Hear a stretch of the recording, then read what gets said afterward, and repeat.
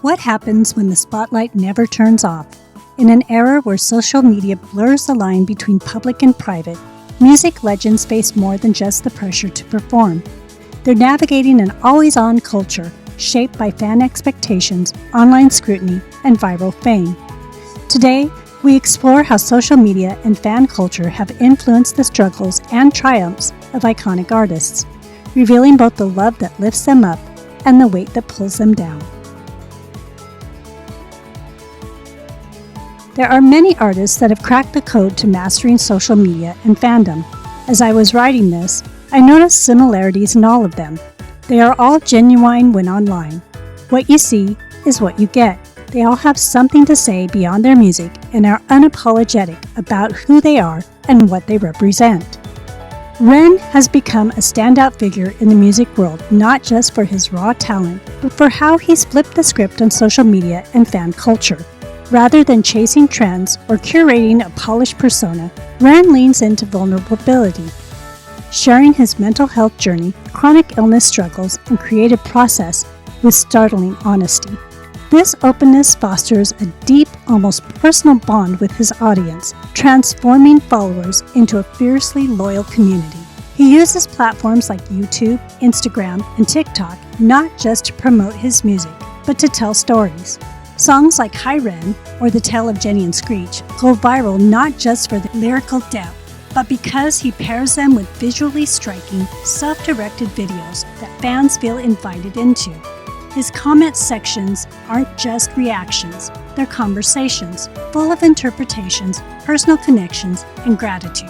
By staying authentic and engaging directly with fans, Ren has built a support system that amplifies his voice without compromising his truth. In an industry that often demands perfection, he proves that relatability, honesty, and community can be just as powerful as mainstream fame. Today it's Suicide Prevention Day. I thought I'd just share a couple of things. For me, it seemed like a very feasible option. In 2015, I hadn't gotten out of bed for a whole year. I've been too sick to move. My whole body hurt. I just decided to hold on because I thought, maybe things will get better. And flash forward 8 years and they did. And man, I'm so happy to be alive right now and I'm loving being alive. And suicide eliminates the possibility that things could ever get worse, which is why I see it's appealing, but it also eliminates the possibility that things could ever get better. And I think you owe it to yourself to give yourself that chance, because they can. Like Ren, several artists have discovered that connecting deeply with fans, beyond the music, can be transformative.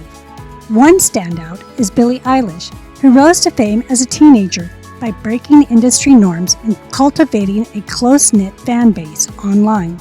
Through Instagram stories, behind-the-scenes clips, and brutally honest interviews, Billie made her audience feel like they were growing up with her. That intimacy created not just fans, but a movement. Neve is another example.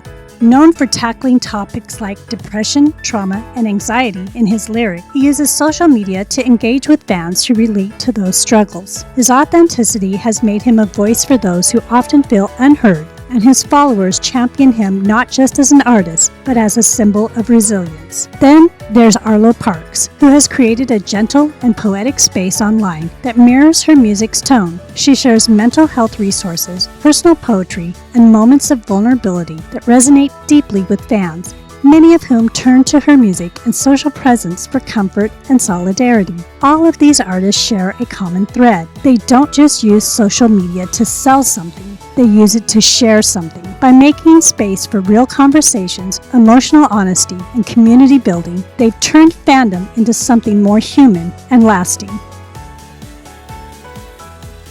In pre-social media eras, artists had more control over when and how they engaged with the public. Today, social media has made fame a 24/7 job. Platforms like Instagram and X, formerly known as Twitter, and TikTok turn every moment what an artist wears, eats, says, or likes into content. For music legends and modern stars alike, that constant visibility can be suffocating.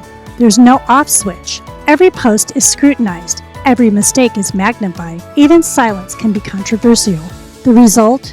Anxiety, burnout, and a growing fear of being misunderstood. Though Billie Eilish has used social media and fandom to her advantage, she has been open about deleting social media apps because of the toll the negativity took on her mental health. Even positive attention can feel overwhelming when it's relentless. Social media encourages fans to feel intimately connected to artists. These are parasocial relationships, one-sided emotional bonds where fans feel like they know the celebrity, even though the artist has no idea who they are. This dynamic creates unrealistic expectations. Fans begin to feel entitled to access, answers, and behavior that matches their personal ideals.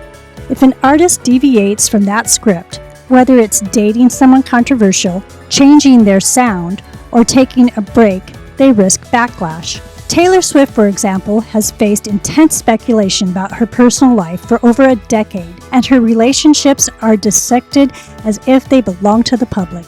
Even her attempts to keep things private are interpreted as calculated moves. That kind of pressure leads to a warped sense of identity where the artist starts managing their persona more than living their life. Social media's power to hold people accountable can be important, but in fan culture, it can also turn toxic. Cancel culture, when fans collectively turn on an artist for something they said, did, or were rumored to have done, can ruin reputations in hours. Sometimes the reasons are justified, sometimes they're not. Either way, it can feel like a digital mob. And for artists already dealing with mental health struggles, public piles on can be emotionally devastating. Consider Doja Cat. She's had multiple public run-ins with fans over her online behavior, music choices, and even comments about not loving her fans in the way they expected. In response, entire fan groups tried to boycott her music.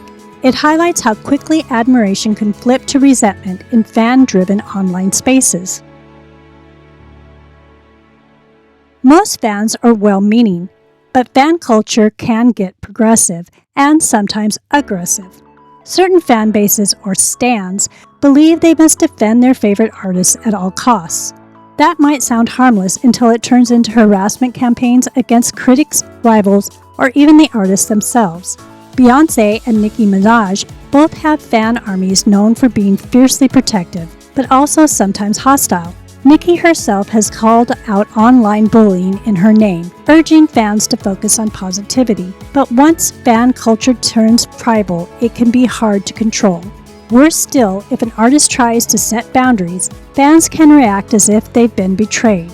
For music legends, this turns fame into a tightrope walk, trying to balance artistic freedom with expectations of millions of people who think they own a part of you. Social media rewards the constant creation of content. That turns artists into performers, not just on stage, but all the time. They're expected to be funny, relatable, politically aware, and aesthetically perfect, all while making music. This pressure can be incredibly damaging. Artists are human. They have had bad days, controversial thoughts, and moments where they just want to be quiet. But the algorithm doesn't reward silence. It punishes it.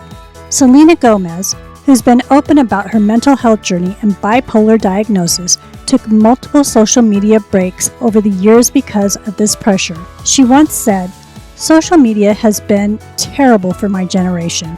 At the beginning, it was great for getting to know the fans, but now it's become dangerous." I disabled all my comments on my photos on Instagram for only my friends. So I think I've created boundaries to help me. It was obviously people fussed about it, but they fuss about everything. So I felt empowered by doing that, by saying this is just for me.